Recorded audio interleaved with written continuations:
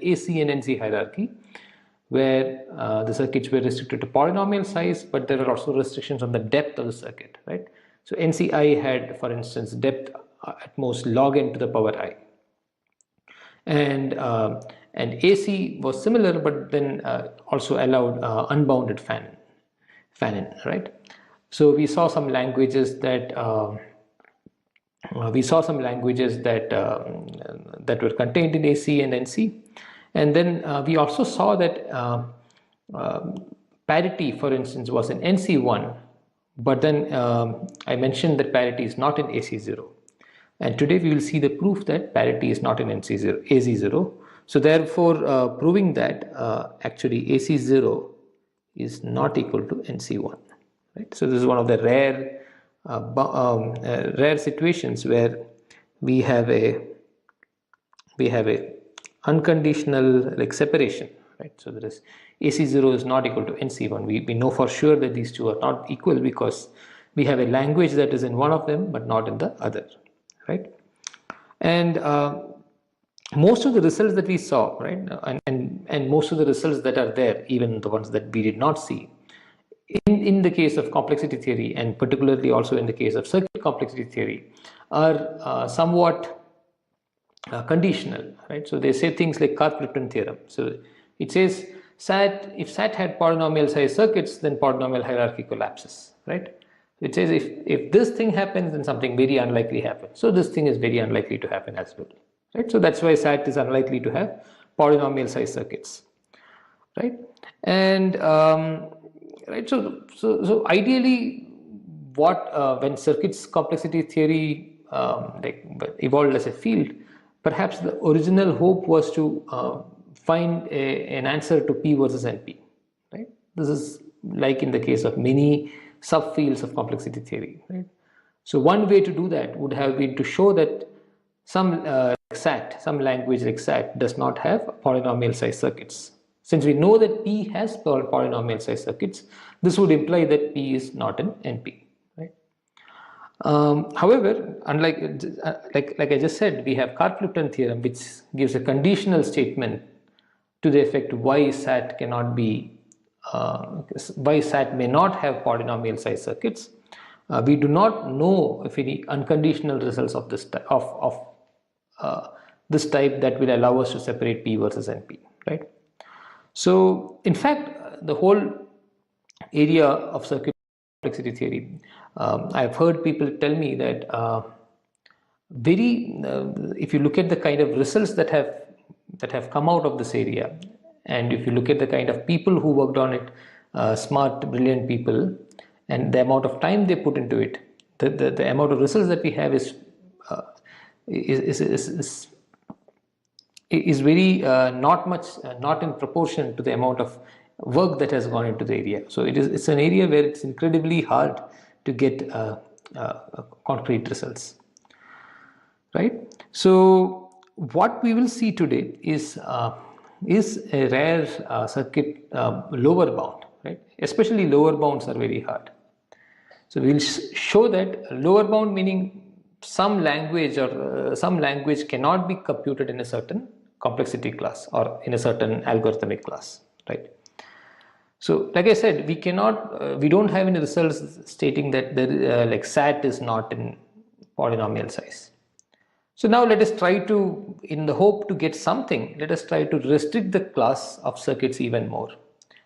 Is there a language in NP such that a restricted class of circuits cannot, it is not in a restricted class of circuits? So, so what we will do, let's say that it's restricted so much so that it is allowed to have only constant depth. Now, is there a language in NP? And the answer is yes. So the answer is yes, and the answer is parity, right? Parity means it's the class of all strings that have an odd number of ones, right? Or if you can compute it as a function as well, but you can also view it as a language. So all the strings that have all the binary strings that have an odd number of ones. And we will show that this language is not in the class of circuits that have polynomial size and constant depth. So AC0 is this class, which just to remind you, this has polynomial size, right? and constant depth, and uses AND, OR, and NOT gates of unbounded fan-in. Right? Obviously, AND and OR gates of unbounded fan-in, NOT gates have fan-in 1. Right? And we will see that parity is not in AC0. And just to reiterate, parity is sometimes denoted with this O plus symbol inside the O, right, inside the circle. It is as a function. You can view it as a function. It is equal. It's a Boolean function from 0 1 power n to 0 1. So I think mostly through this proof we will be viewing it as a function, not as a language, right? Parity of a string, like a n-bit string, is 1 if and only if an odd number of input bits are 1. So parity of 0 1 1 0 1 is 1, whereas parity of 1 0 1 0 0 1 is 0, right? Because the first one has an odd number of 1 and the second one has an even number, right? So okay, so this is the parity function, right? So it's a very simple function, and in the previous lecture we actually saw that you could have a NC1 circuit, right, which means it's a circuit of log n depth that can compute this. So it just noted that we could have a log n depth tree where each consisting of the parity gate itself, right, where each branch is each gate is a 2-bit or 2-input parity gate, and this can be used to build a parity n function, right? And each of these parity gate has a constant size implementation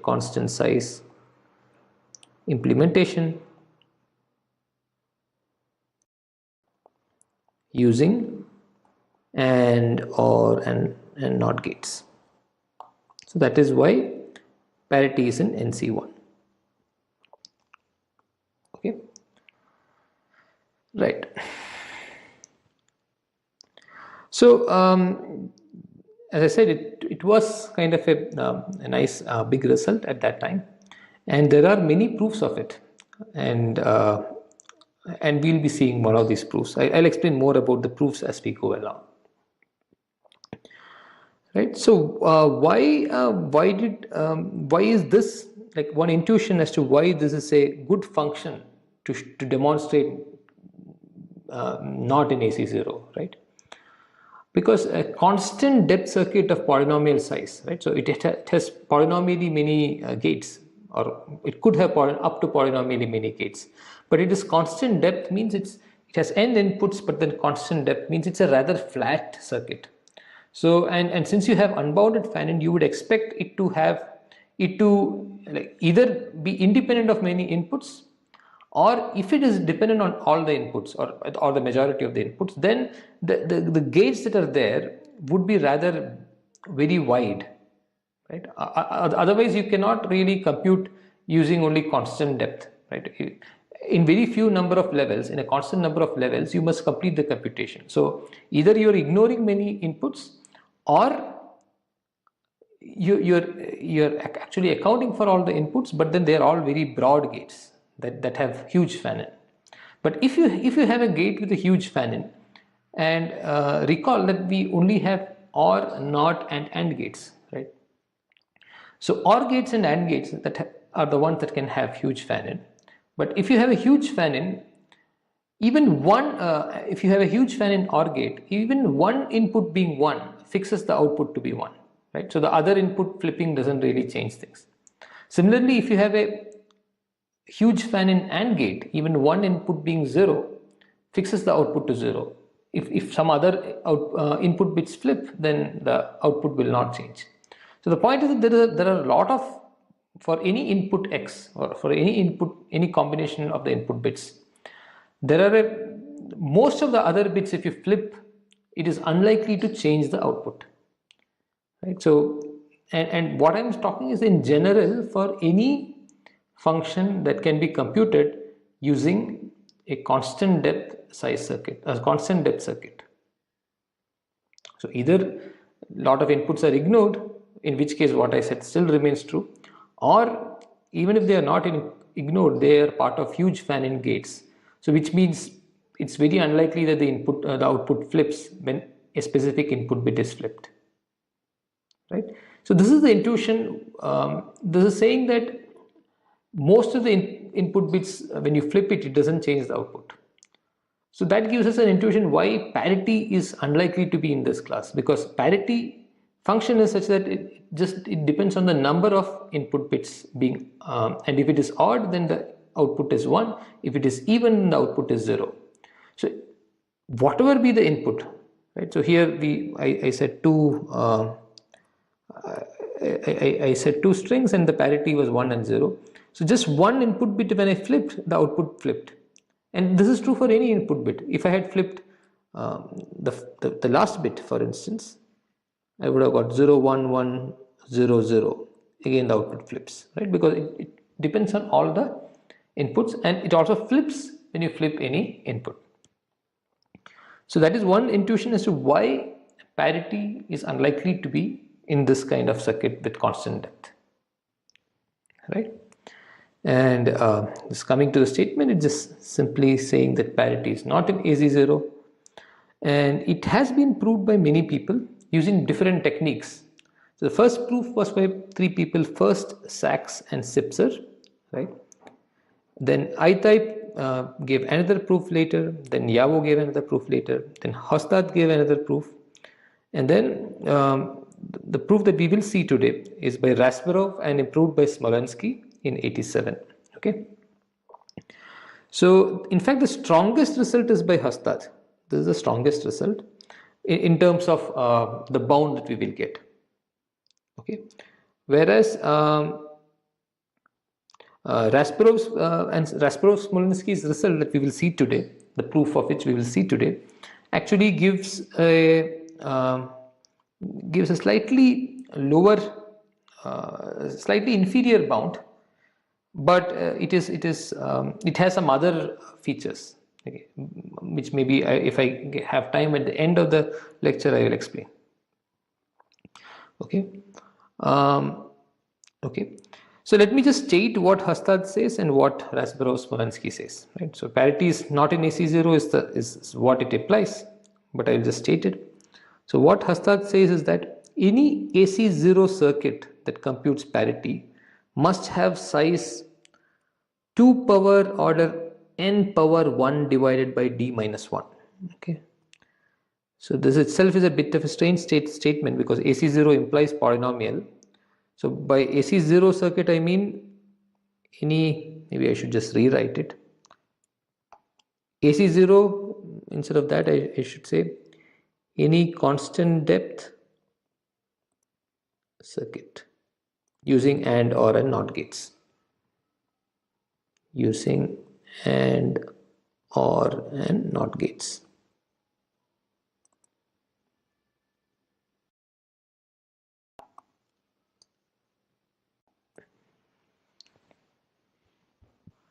Using AND or and NOT gates that computes parity must have size at least this. So this is obviously not polynomial. 2 power n power 1 by d minus 1, right?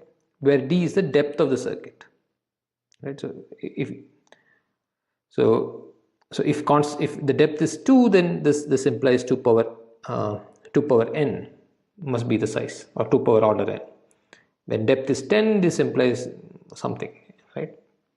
And for depth is 3, then this implies 2 power square root n, for instance.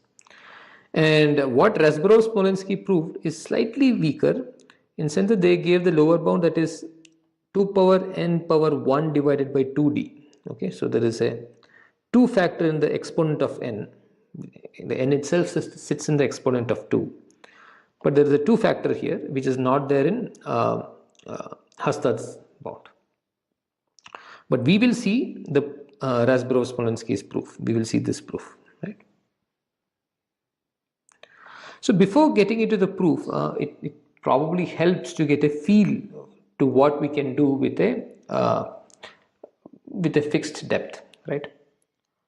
So what can we compute with, let's say, a depth 2 circuit? Depth 2 meaning from the output to the input, there are only two gates. Any path if you take from the root of the tree, which is the output gate, to the leaf, which is usually the inputs, there are only two gates, right? So one thing to note is that any Boolean function has a CNF or a DNF approximation. CNF, we have already seen CNF in this course. CNF means it's an expression using AND of ORs, right? So it's an AND of ORs, and DNF is an OR of ANDs. Okay. So for instance, DNF function, let's say we have three bits and you want to compute the parity. You can just collect what are so called the min terms. Okay. So for which are the situations where the so in other words, you can just look at the truth table and gather all the situations where the output is 1. So the parity function is 1 when you have exactly one input bit equal to 1, or exactly 3 input bits be equal to 1, right? So the one input bit equal to 1 is the first 3 terms here: x1, x2 complement, x3 complement, this one. Then x1 complement, x2, x3. This is the second term is when x2 is 1 and the other two are 0, right? The third term is when x3 is 1 and the other two are 0. And the last is when all 3 are 1. So the first term is set only when 1, 0, 0 is the input. Second term is set only when 0, 1, 0 is the input, and so on, right? So it is just basically breaking down the input into each possible scenario, and each term is capturing a specific input, n bit input, and then you are taking an OR over all the n bit inputs. So again, I have used a different notation here. So plus denotes OR, and if I just write it side by side, it is multiplication. So this is a DNF expression for parity over 3 bits. And you can get a CNF expression by taking the negation of parity and then taking the complement using De Morgan's laws. This may sound a bit confusing, but let me just. So what is the negation of parity? It is all the terms that are not here, right? So the first term here, x1, x2, x3 complement, is true when the input is 1, 1, 0. Second is true when the input is 0, 1, 0. Sorry, 1, 0, 1, right? Third is true when the input is 0, 1, 1. So basically all the cases when there are 2 1s, and the last term is true when the input is all zeros. So this is the negation of parity, and this is a DNF expression for that. And we can get a CNF expression by just taking the complement of this and using De Morgan's laws. So De Morgan's laws simply says that an negation of an AND function is the OR function of the negated things. And negation of an OR function is just the AND function of the negated things. So if you take a complement over this, right, I think this is what I have tried here with the big red line. First, the red line. First, we have the AND of each of the negation of these things. So we have the AND of x1, x2, x3 complement, which actually further breaks down into the x1 complement or x2 complement or x3.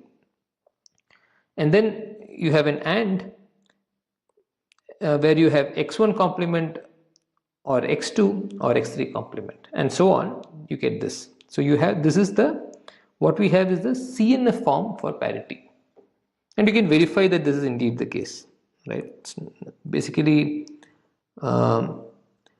you have 4 terms in the AND of the 4 terms, and each of them will become 0 for a certain specific input when for a certain specific input, at which point the output will be 0. If the input is none of these 4 specific inputs, then the output will be 1. So this is a DNF for parity. Again, this is an AND of ORs and OR of ANDs. So both of these, the DNF expression over here as well as the CNF expression over here, right? Both of this is a CNF for parity.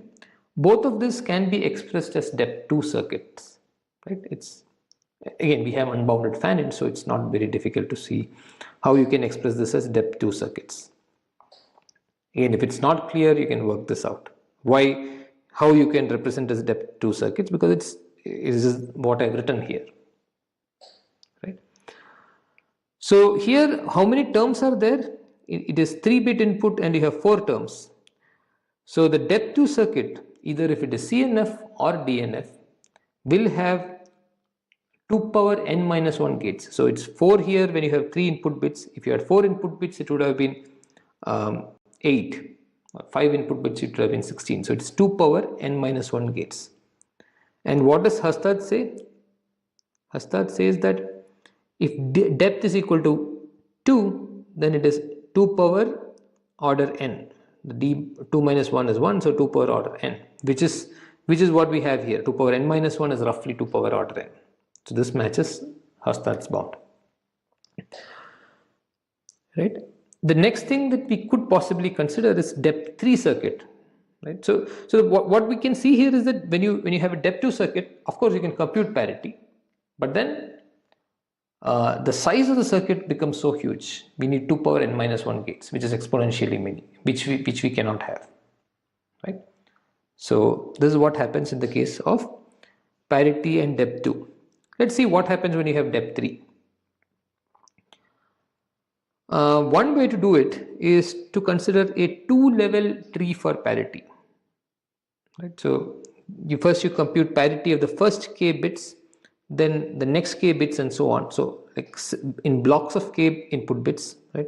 First block, second block, and so on, and then last block, right? Each block has k bits, and then you have a top level gate which takes the parity of these parities. So this is it's just a hierarchical thing, and the parity of parity is also equal to parity. And this uses n divided by k plus 1 gates, right? So n by k plus 1 gates. One top level gate and n divided by k gates at the second level. Now what we could do is the top level gate I could implement using DNF. Okay, DNF means it is OR of ANDs.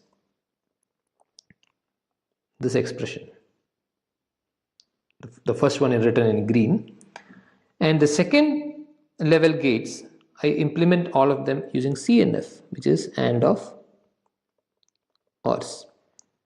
Like this kind of expression, the expression in red.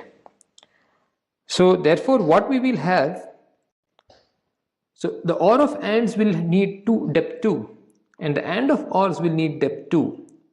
So one may think that this is depth 4, but actually it is depth 3, because I could merge these AND gates from the DNF and the AND gate from the CNF. I could just make the AND gates, design it appropriately so that you can combine them into one AND gate or one set of AND gates, right?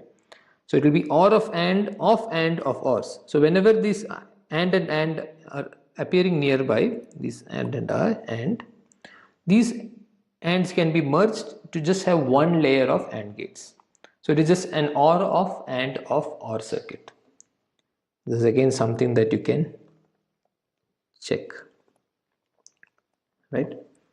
So this will be depth 3 circuit. And what will be the size here? The size here will be optimized when, so this was our starting point, recall?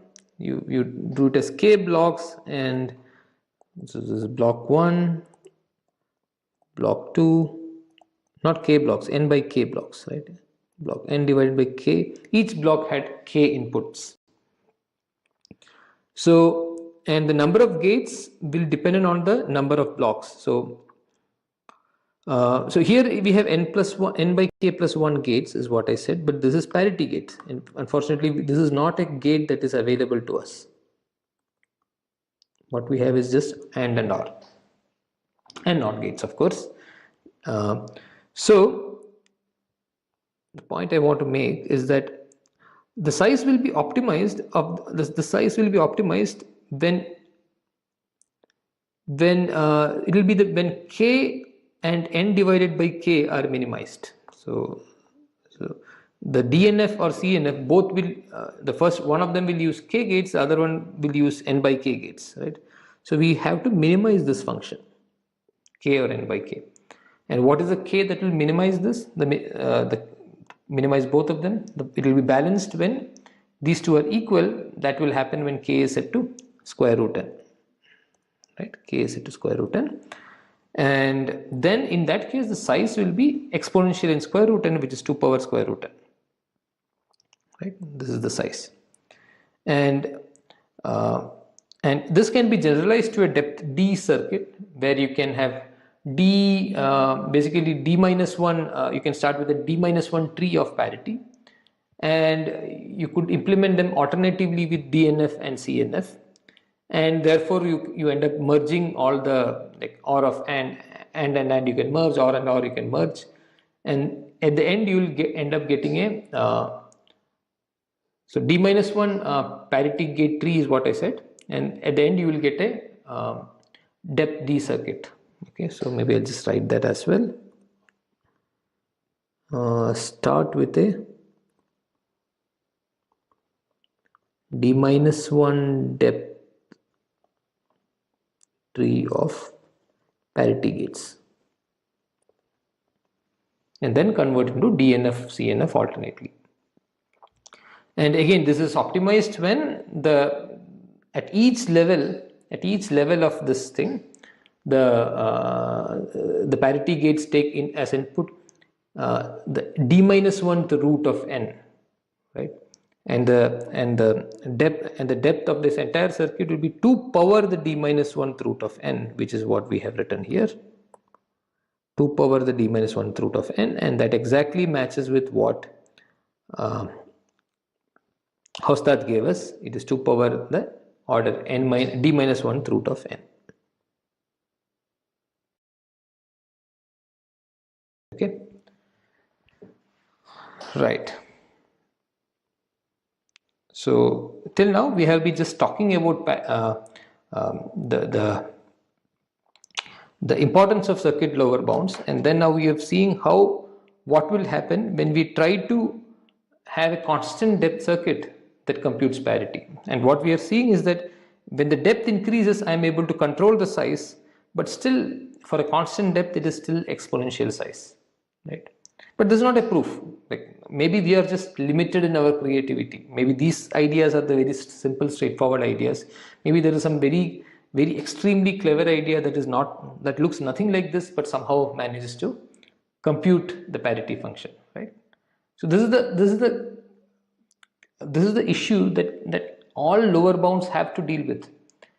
You have to rule out all possible circuits, or in the case of algorithm, you will have to rule out all possible algorithms. How on earth can one rule out all the possible algorithms or all the possible circuits in this case, right? So maybe there are extremely different clever ways to make the circuit, and maybe we are not. And how do we make sure that our proof rules out each and every one of these possibilities, right? So that is the reason why these bounds are hard. That is one of the reasons why these lower bounds are hard. And this particular proof is extremely interesting, and we'll use maybe 2 or 3 different techniques that you may or may not have seen, but they're extremely clever, and one could actually be surprised as to how it was thought that we could use these techniques to solve these to obtain these lower bounds, right? Again, this proof was by Rasborov and Smolensky, right? So the proof will rely on representing the parity function using a polynomial. Okay, in fact, it will rely on approximating this parity function using a polynomial, right? So I'll say what I mean by representing using polynomial or approximating using polynomial, right? And we will actually work on the F3 field. So F3 is the field which has only 3 elements, 0, 1 and 2, and everything happens in the modulo 3 sense. Okay, so the easiest way to think of it is you only have 0, 1 and 2, and everything happens in the modulo 3 sense. So 1 plus 1 is 2, but 2 plus 2 is 4, but 4 is again 1. 2 plus 1 is 3, which is 0. 2 times 2 is 4, which is again 1, right? So you understand how multiplication addition happens. Both happens modulo 3. And the very high level outline of the proof is that any AC0 function can be approximated by a low degree polynomial. Okay, so any function that can be computed by an AC0 circuit, you have a low degree polynomial approximating it over F3. Okay, so over F3. This is very important.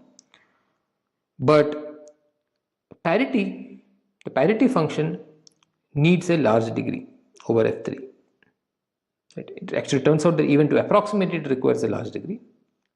So, and that results in the contradiction. One is saying that every AC0 function requires can be approximated using a small degree polynomial.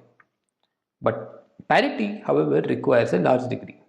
So, if parity were representable as an AC0 function, this would mean that this would lead to a contradiction. So, that is the very high level idea of the proof. So, now I will explain what I mean by representing and approximating Boolean functions by polynomials. So, this is kind of a sometimes it's called arithmetization. Okay.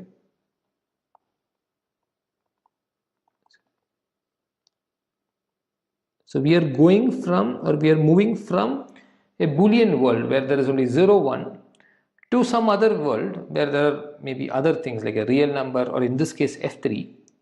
But like in the Boolean world there is no multiplication, squaring, such things are not there.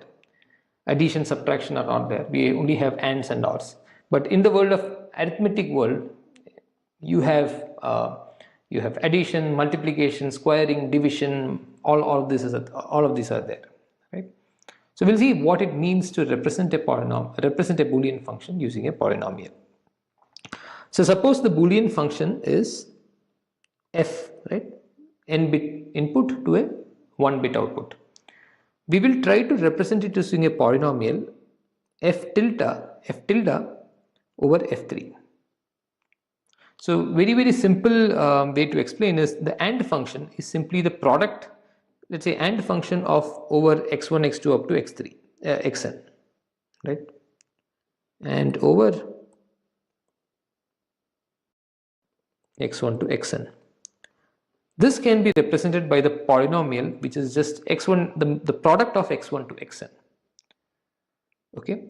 So what we want is when the input is from 0, 1 power n, when the input is of a Boolean type, then we want the output to be what we expect. So if you see when the input is 0, 1, if at least one of the input bits is 0, the output will be 0, which is what we want in the case of AND. And when all the input bits are 1, the output will be 1, which is again what we want in the case of AND. So this is the AND function. How can you write the OR function?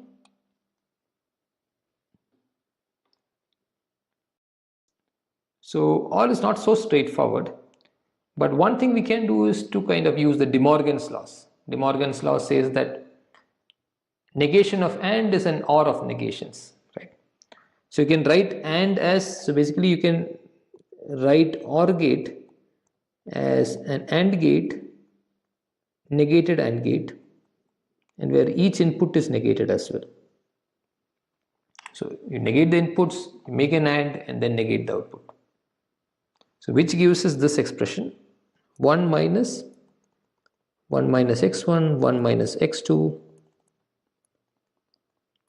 dot dot dot 1 minus xn. So you can verify this, right? In the OR situation, we want the output to be 0 when all the inputs are 0. So suppose x1, x2, all of them are 0. Then 1 minus x1, 1 minus x2, all of them will be 1. So the product here will be 1. So 1 minus the product will be 0. So when all the input bits are 0, the output is 0. When at least one of the input is 1, let's say x1 is 1, then 1 minus x1 becomes 0. So this becomes 0. So this entire product becomes 0, and 1 minus 0 is again 1. So even if at least one of the input bits are 1, the output is 1, which is what we want in the case of OR.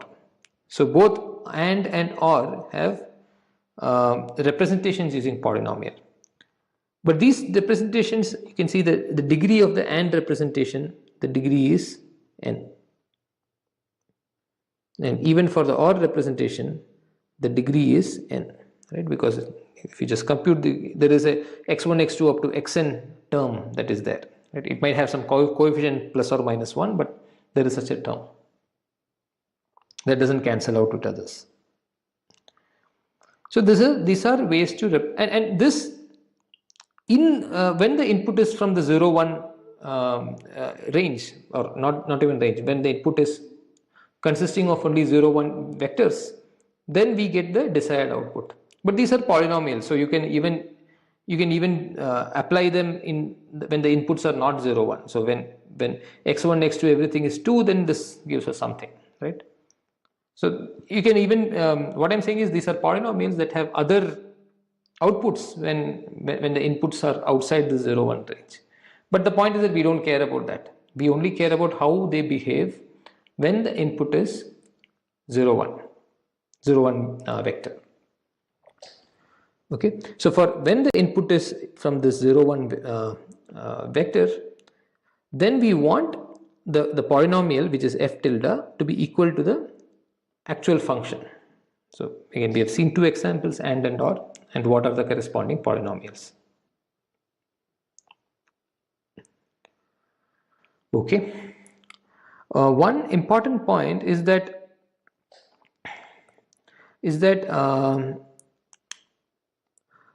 the polynomial that expresses any Boolean function, right? So these are all Boolean functions, 0 1 functions. We may assume that this polynomial is multilinear. What does multilinear mean? Multilinear means that all the terms are of the form x1, x3, x5, or plus x1, x2, x6, x7. So meaning all the terms are like this, meaning there are no term which has x1 squared or x1 cube or x3 squared or x7 cubed, or all the individual terms, all the individual monomials have individual variables. None of them have degree bigger than 1. There are no terms with square or cubed or whatever. So the degree of x1 in any term will be at most 1, and so for any other variable. Degree of x2 will be at most 1, x3 will be at most 1, and so on. So every term will be just either will be of this type, either degree 0 or degree 1 for each variable. That's why it's called multilinear, right? Why this is the case? Why is this the case? This is because we are only bothered about 0 1 inputs and 0 1 outputs. So if you square x1 when input is 0 1, x1 is always, so xi squared is xi itself when xi is 0 or 1, and xi cube is also xi itself. So there is no point in doing that, right? So any polynomial representing a Boolean function, we can just consider only multilinear polynomials, right? The individual degree of any variable is at most 1. Again, I have said here again, we can replace xi cubed, xi squared, etc. with xi. So that is how we represent a Boolean function using polynomial. Now we will go to the notion of approximating a Boolean function with a polynomial. So now when I say approximate, it's a random thing that we will be doing. Suppose there is a distribution of polynomials. Okay, so there are many polynomials, and we are choosing this from these polynomials using some distribution. Okay, and this is considered to epsilon approximate a Boolean function f. Okay, this is considered to epsilon approximate a Boolean function f if, this is the key word, epsilon approximate, if for any Boolean input, any 0 1 input, the probability that the function or the polynomial is not equal to the actual function value, this probability is at most epsilon. So this has to be true for all the input sequences. For any input x, what is the probability that the polynomial is not equal to the actual function value? And this probability is chosen over the distribution, all the polynomials in the distribution. So fix the input x. For that fixed input, what is the probability that the polynomial is not equal to the actual function? This probability must be at most epsilon. When this happens, we say that the random polynomial or the random distribution epsilon approximates the polynomial. Again, and this means if you take the negation, or if you for all x, the probability that the polynomial is equal to the actual function value, it is at least 1 minus epsilon, right? So it's just, I'm just taking the complement event here, not even the entire negation. Okay, and the first theorem that we will prove. So this is kind of more formal restatement of this. Every function in AC0 can be approximated by a low degree polynomial. So this is a more formal statement. If fx is computed by a circuit of size s and depth d, then there is a distribution from which we can choose a polynomial px, which is over the f3. Okay, so which has coefficients from f3, meaning coefficients 0, 1 and 2, and everything happens modulo f3, everything happens modulo 3 over the n variables, right? There is a distribution from which you can choose a polynomial such that the degree of the polynomial or the degree of the polynomials in the distribution is at most log s power the depth, and 2, the polynomials and the distribution 1 by 4 approximates fx. Okay, so the 1 by 4 approximate fx, which means that for any x chosen over the distribution, the probability that the polynomial and the function disagree is at most 1/4. Okay, so this is saying that if you allow 1/4 errors, then the size of then the degree of the there is a polynomial that approximates 1/4 approximates the function, such that the degree of the polynomial is at most log s power d. This is log s power d. So what we will do, so it seems a very it seems an interesting statement. The proof is rather direct. What we will do is to look at the circuit, AC0 circuit, and then we'll just build the circuit using that. Basically, we will replace each gate with a polynomial. And then at the end, we'll just compose these polynomials to get a big polynomial. And each gate will be approximated by a polynomial. So the entire function will be approximated by the big polynomial. Right? So maybe I'll say it at the end, or maybe I'll say it now.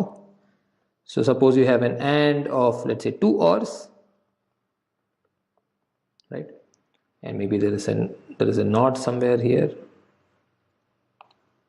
Maybe there's a NOT somewhere here. So we will use the NOT function to approximate the NOT, and we will use the OR function to approximate the OR, and the AND function will be used to approximate the AND, or the polynomial corresponding to the AND function, and that will take as inputs not the actual input but these polynomials as input. The variables in the AND polynomial will be replaced by the OR polynomials here and here. So it will be a polynomial of polynomials, which is still a polynomial. Okay. So this is what we will do. So we have already seen that the AND function of x1 up to xn has degree n. Right. So this is not n factorial. This has degree n. Okay. When in math one has to be careful. This has degree n. And we also saw an OR function that had degree n. But unfortunately, the depth we are allowed to have is order log s power d, right? And recall we are dealing with AC0 functions. So s is polynomial, so log s will be log n, and d is constant, so log n power some constant. So this is something like order log n power some constant d, right? S is polynomial, so log s is like order log n. But so we cannot use these and or functions. Both of them were degree n. So we will see how to approximate the or function, right? And we will use that. Okay. So consider a very silly example. Consider one or function which has very low degree, in fact degree 0, is to always output 1. So this polynomial, it's a polynomial that has degree 0. So or of x1 to xn is just merely 1. Okay. Now what happens here? For all the 2 power n minus 1 inputs, this outputs the correct answer, right? Because or of any combination is 1 except for the all 0 combination. But when the input is all 0, this is always wrong, and this is not desirable. We want, for any fixed input, the probability of the error to be at most 1/4. The probability of error should be at most 1/4. So this is not good, because for at 0 power n, the probability of error here is actually always there is an error. So let us try to find another approach. Okay, so this does not work. So consider the polynomial alpha xr, which is simply, so where x is the input and r is the random input. X is input vector, and r is a random vector. Random, let's say random vector from, it's all over f3. Okay, all the inputs, all the coefficients. Now inputs is, we are interested in 0 1, but x can in general be over f3. Okay, so random vector is also from f3. So meaning the random, each coordinate of the random vector can be 0 1 or 2. Okay, so what is alpha xr? It is just a linear sum. It is just x1 r1 plus x2 r2 plus etc. up to xn rn. Again, everything is over f3. Okay, so just think of it as mod 3. That is the simplest way to think of it. So suppose r is chosen uniformly at random from f3 power n. Okay, there are 3 power n possible choices of r, and each one of them is equally likely. Or in another way to look at it is, r1 is chosen independently at uniformly and independently from 0 1 2, r2 is chosen uniformly and independently from 0 1 2, and so on. Right? Each one of them, each coordinate is being chosen from 0 1 2 uniformly and independently. What is the probability that the or function is equal to alpha? Okay, so for any x, let us fix an x and then look at it, and the probability being over the choice of the random string r. So one thing is clear: when x is the 0 string, alpha will always output 0, right? Because it doesn't matter what r is, everything gets killed. So alpha xr is 0 when x is the 0 input. What if x is not the 0 input? When x is not the 0 input, meaning at least one coordinate of x is 1, we want the output to be 1.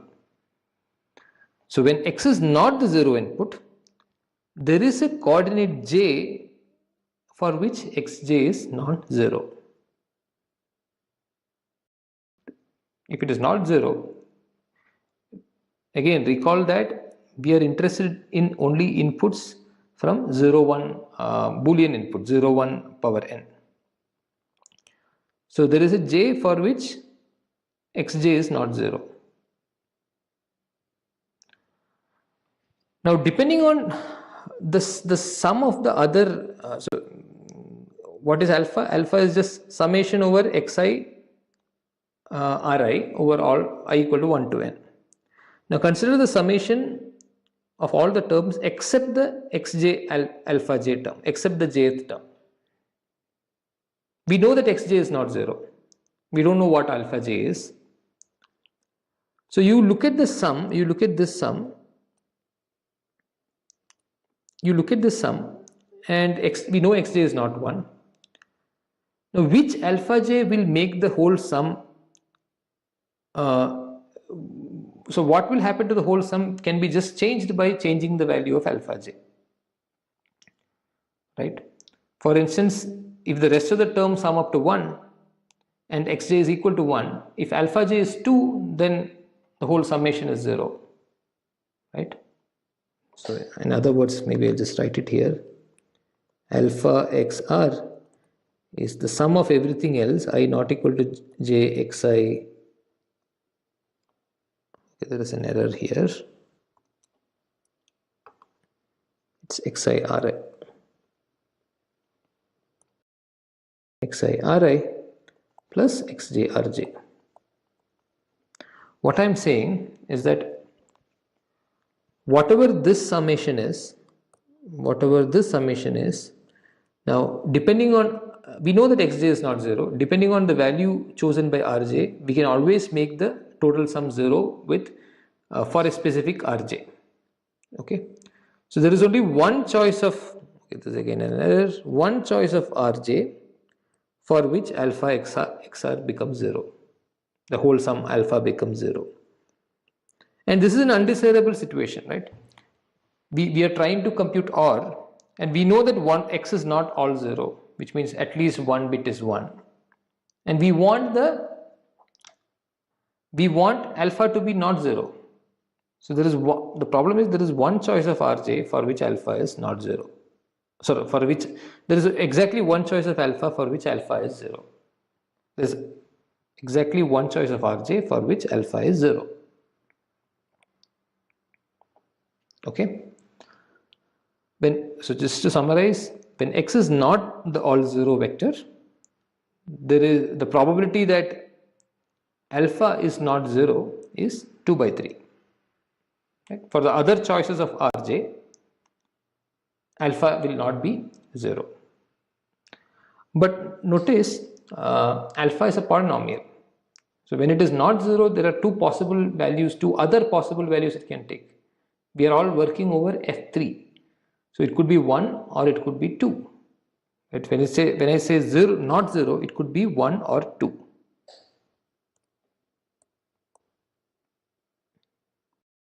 Alpha could be 1 or 2.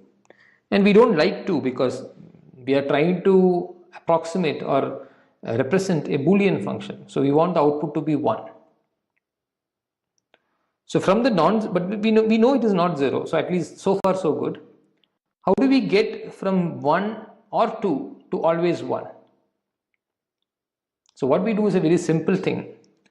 We just take the square of alpha. Okay. So the point here is that 1 square is 1. And 2 square in the mod 3 world, 2 square is 4. And 4 mod 3 is also 1.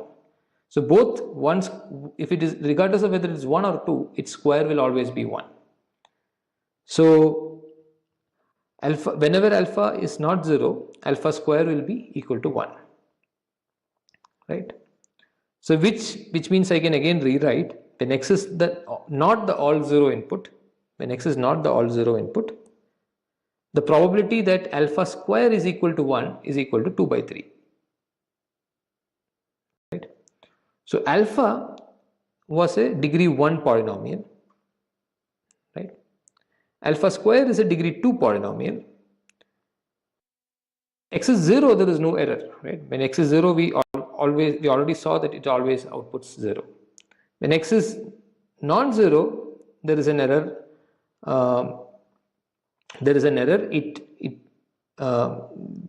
With probability 1 by 3, it may give 0 value. So overall, alpha xr is a degree 2 polynomial, right, with error at most 1/3. Okay, what we wanted is a general approximation for any function with error at most 1/4, and this OR is going to be a building block. But so we have some representation with error 1/3, at most 1/3. How do we improve the probability of success or decrease the probability of error?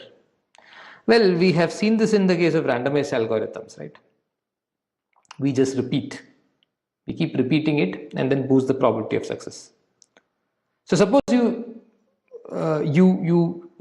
do several alphas or several alpha squareds, each alpha having a separate set of random bits.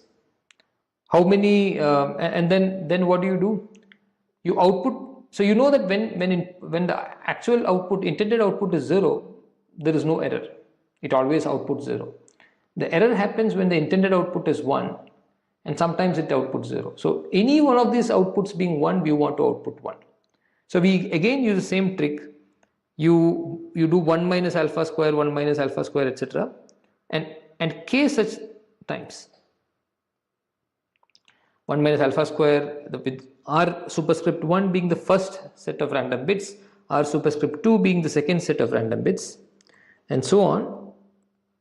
So there are k such sets, and you can check that if any alpha square x ri is equal to 1, then this whole thing I am calling beta, then beta xr is equal to 1, or rather it's if and only if beta xr will be 1 if and only if this happens. So this you can check that is, so you have 1 minus 1 minus 1 minus everything, take the product and then 1 minus that. So again this is like the similar De Morgan idea that we saw earlier, which is in other words it's again the same thing that I have written here. Beta is 1 if and only if there is an I such that alpha squared, the ith alpha squared entry is 1. Now what is the probability that, so the only probability of error now happens when all the k trials, all the k times you get the wrong answer. The intended answer is 1, but you output 0 in all the k times. So what is the probability of error in one trial or one alpha? It is 1/3. We saw that it is 1/3. So the probability of the beta erring is at most 1/3 power k. So now you can see where how the improvement is coming. So and the degree is simply alpha is of degree 2. So beta is, you have k alphas multiplying. So beta's degree is 2k. Now what must k be so that, or what must the degree be so that the error is sufficiently low? So we want to bring the probability of error to some epsilon, let us say. Okay, we want to bring the probability of error to some epsilon, which means 1/3 whole power k should be epsilon, which means k should be order log of 1 by epsilon. And the degree, so again k is, the degree of beta is just twice k. So which means the degree of beta also should be order log 1 by epsilon. So if you want a epsilon approximation, you better take degree order log 1 by epsilon, which is still okay. Epsilon is some constant, so it is still not dependent on n, etc. So order log 1 by epsilon. Okay, so now we have seen how to epsilon approximate for any epsilon the OR function using a order log 1 by epsilon degree polynomial. This is our main building block, and it turns out that this is enough. Okay, so now what we have done is we have epsilon approximated OR with a degree order log 1 by epsilon. How do you epsilon approximate naught? Naught is, you can easily directly represent this, you don't even need to approximate. Just take 1 minus xi. Again, naught is always fan in 1, so you just take 1 minus xi. And how do you represent AND? We do the De Morgan trick. The AND is so AND can be represented by, take the OR, all the inputs also have NOT gate, and the output also has NOT gate. So this is how you represent AND. And since we know that the NOT gates do not have any error, the error of the AND gate will be same as the error of the OR gate. Whenever there is an epsilon error in the OR gate, that could result in epsilon error in the AND gate. And whenever the OR gate computes without error, the AND gate also will compute without error. So AND gate also can be computed or epsilon approximated using degree order log 1 by epsilon. Now, so we have seen how to epsilon approximate for any epsilon, OR gate, AND gate, and NOT gate. NOT gate, of course, there is no error. What did the theorem want? Theorem wanted to 1 by 4 approximate any function with a log s power d degree. So let us see how that happens.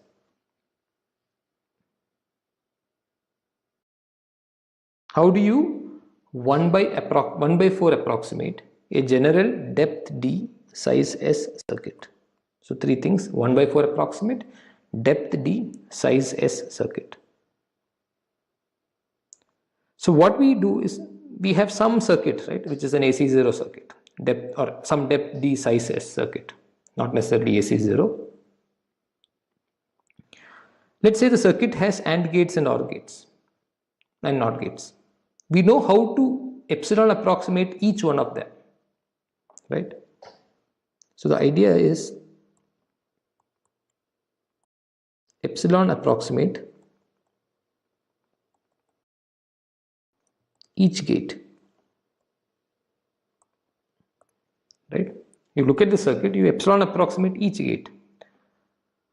Now, what does it mean? So suppose there is a polynomial, let's say p here, that takes as inputs polynomials, let's say some minute or q, some q's, then let's say q1, q2, etc., q1, q2, etc., qk. Then what it means is that the polynomial takes as input p of q1 of some x or whatever, q2 of maybe some x2, something like this. So basically it's a polynomial of polynomials, qk of xk, right, something like this. So what I'm saying is how it's just a composition of polynomials of other polynomials, so that the degree will blow up. So let us try to estimate the error and the degree for this. So this is a size S circuit. Each one of the gates we are replacing with an epsilon approximation. Okay, so each of one of the gates has, for any fixed input, right, for any fixed input, can result in an error with probability at most epsilon. So there are S gates, each causing an error with probability epsilon.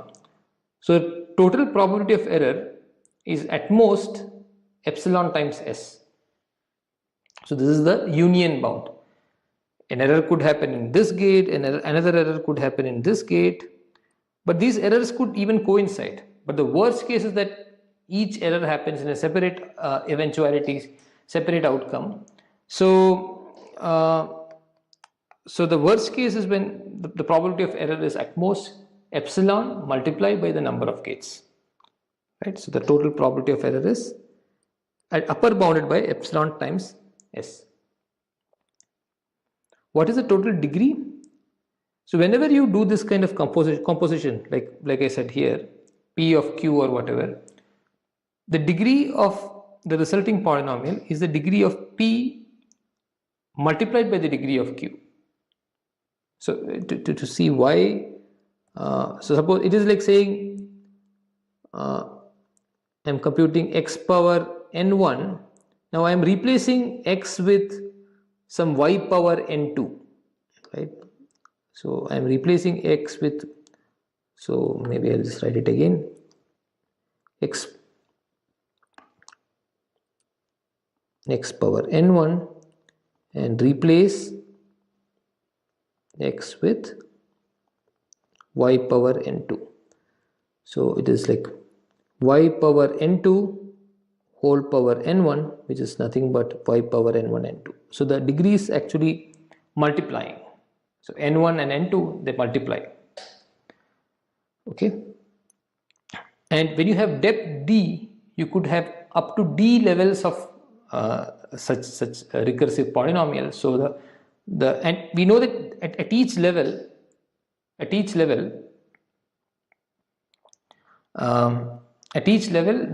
degree is order log 1 divided by epsilon. So it is order log 1 divided by epsilon multiplied by order log 1 divided by epsilon, and so on, d times at most, because depth is d, right? So it is simply order log 1 by epsilon whole power d, right? That is the degree. Okay, so for this construction, the error is epsilon s and degree is order log 1 by epsilon whole power d. Okay, now what was the target again? The target was to show that for any size s and depth d circuit, right, you can 1 by 4 approximate it using log s whole power d polynomial. Okay, so 1 by 4 was the target error. So if the target error is 1 by 4, then all you need to do is epsilon s should be 1 by 4. So we set epsilon to be 1 divided by 4s. Now we plug this value of epsilon into the degree. So 1 by epsilon is 4s, or so you can just replace 1 by epsilon by 4s here. So order log 4s whole power of d. But log 4s is simply log 4 plus log s, which is simply 2 plus log s. But then anyway, we have the O notation which can absorb that. So it simply boils down to order log s whole power d. So what we have here is what we set out to prove. What was that? This was that we have a polynomial or polynomial chosen from a distribution, right, of degree order log s whole power d, that 1 by 4 approximate fx. So fx is any polynomial, sorry, fx is any function that can be computed by an AC0 circuit. We have shown how a polynomial chosen from a polynomial family, from a distribution, can 1 by 4 approximate it, and where the degree of the polynomial is log s whole power d. So this is how we get that. So this is like the first kind of this first bullet point here. Every AC0 function can be approximated by a low degree polynomial over F3.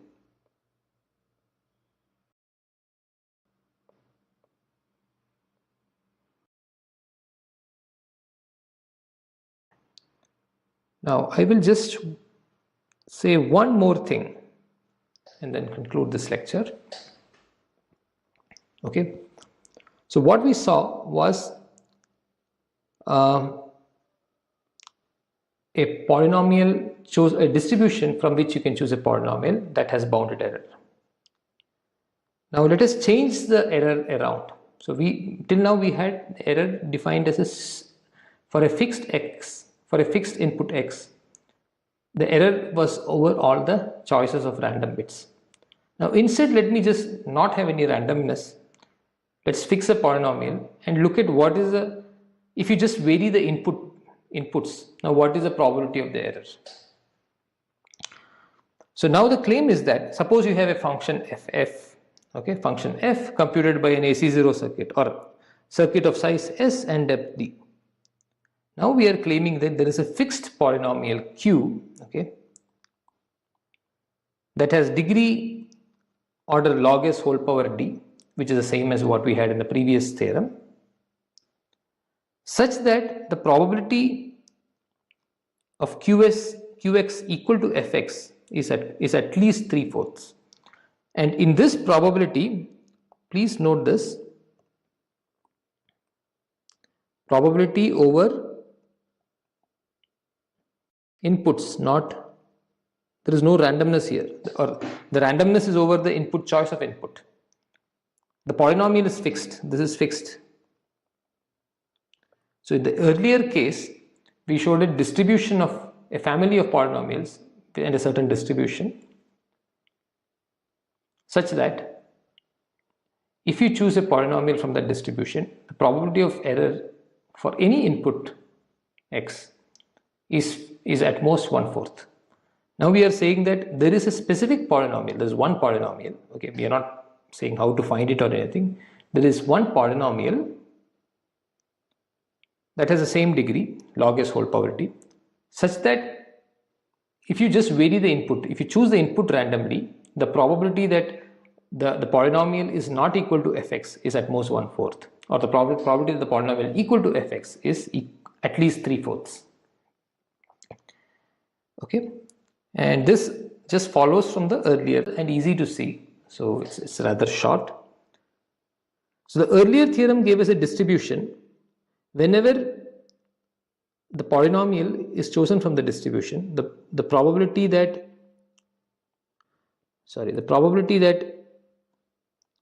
p is not the same as the polynomial is not the same as the function is at most 1/4.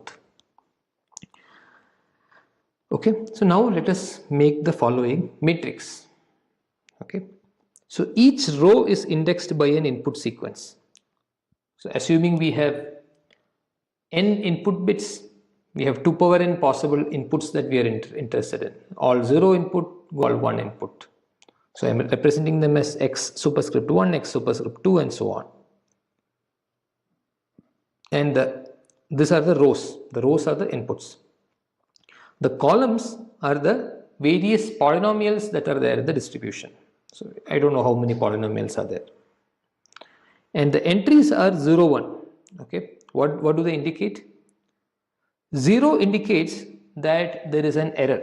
So this 0 in the top right or top left, sorry, indicates that P1, the polynomial P1 computed at the first input x superscript 1 is not the same as the function at x superscript 1.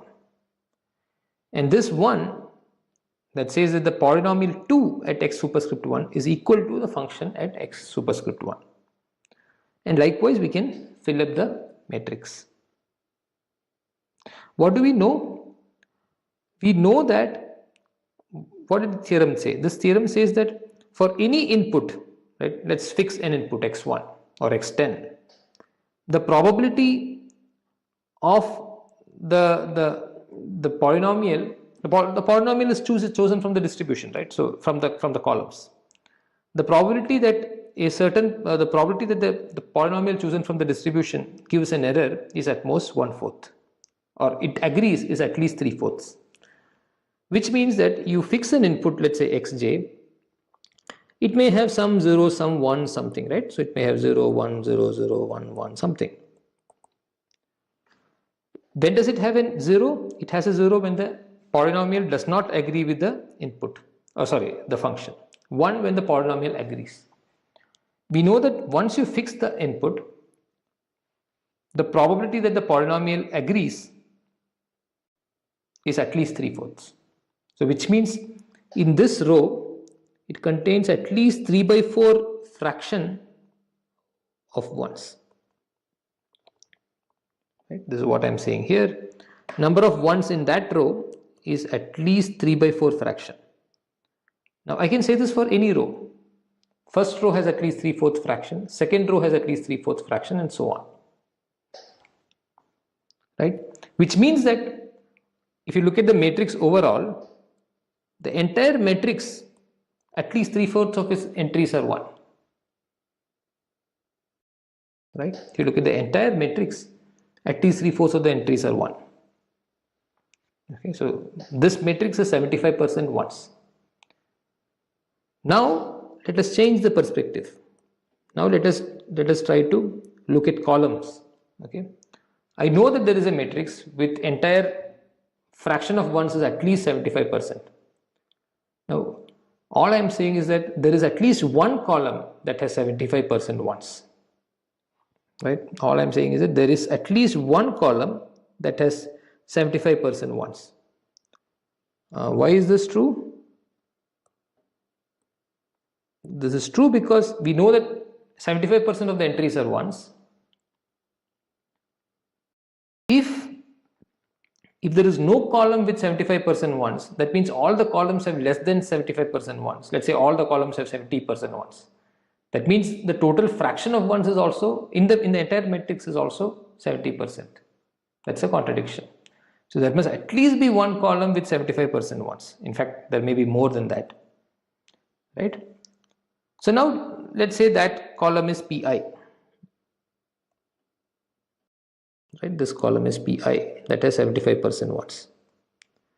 This means that the polynomial, so this column is a polynomial, right? This pi has 75 or 3/4 ones.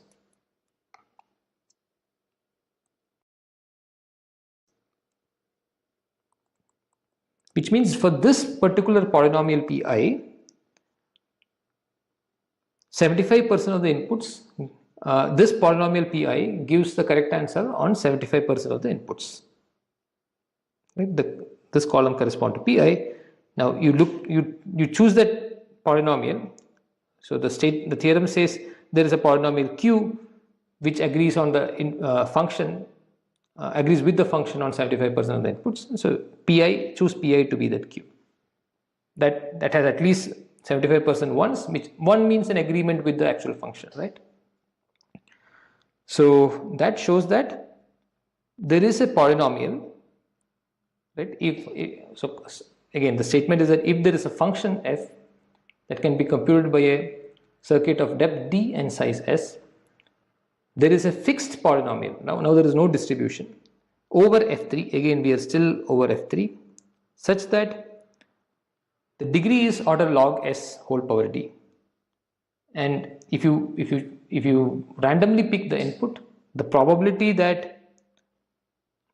the polynomial agrees with the function is at least 3/4. Okay, so that is what I wanted to show in this lecture.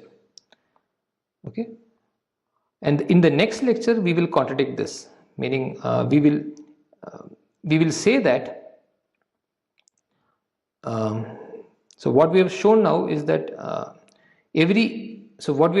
we first showed that every AC0 function can be approximated by a low degree polynomial over f3, and then we actually showed now that every AC0 function, there is a specific polynomial that agrees with the function on 75% of the inputs, where the polynomial is also low degree.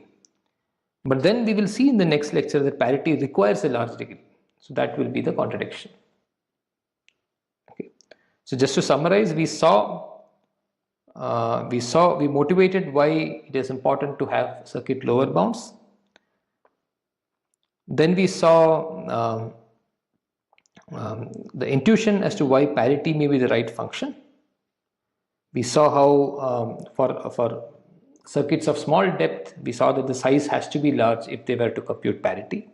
In fact, matching the bound by Hofstad. And then we set out proving the Rasberov-Smolensky result. We first saw the